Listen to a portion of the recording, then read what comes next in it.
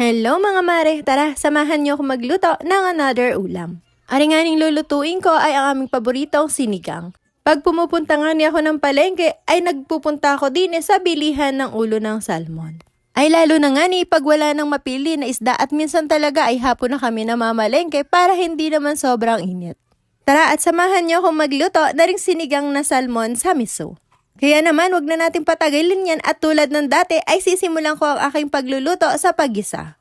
Ginisa ko lamang ang bawang, sibuyas at ang luya. At nang lumabas na ang aroma ng sibuyas at bawang pati ang luya ay sinunod ko na rin aring kamatis.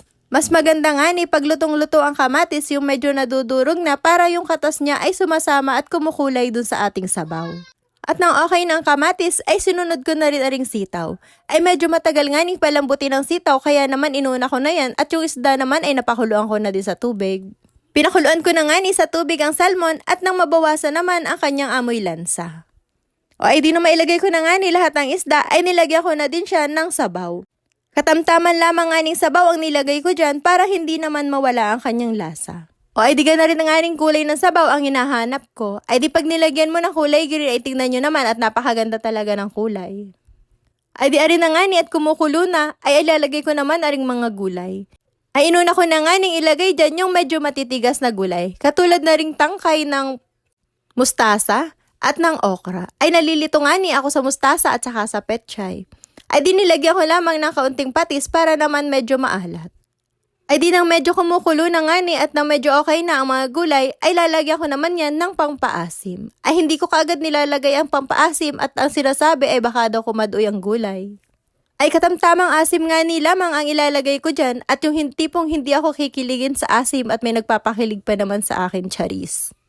O ay di papakuluin ko lamang are at nang naluluto ka agad. Ay syempre pag nagluluto ako ay hindi mawawala aring paminta. Ay alagyan ko na din ng kaunting pampalasa at nilasahan ko ay medyo matabang pa. Kaya naman dinagdagan ko pa yan ng kaunting asin. O ay di aring nga ni at atakpan ko muna at nang naluluto naman. O ay di na makakulo ay binuksan ko na din at ako'y nagmamadali na din. Ay nang okay na nga ni ang lahat ay di syempre alagay ko na ring dahon. Ay napakabilis lamang na ring maluto at isang kulo lamang ay okay na. Mas okay nga ni kung kulay green pa at nang hindi siya masyadong malambot. Hala akala ko ay may uod yung pala ay buto ng sitaw. O ay dapakuling ko lamang ng saglit aring gulay at na hindi naman nasosobrahan sa luto. Ay kung nakaabot ka sa huli ng aking video at hindi ka pa naka-follow sa aking page, ay pakiclick naman ang follow button. Paki-like and share na din ang aking video para mas maraming makakita. O ay di okay na rin aking niluluto. O ay natakam ba kayo din sa aking niluluto? Mas masarap nga ni Ari kung mainit pang isi-serve. Hala tara, magluto na din tayo mga mare. Thank you for watching. Bye-bye. Next video ulit.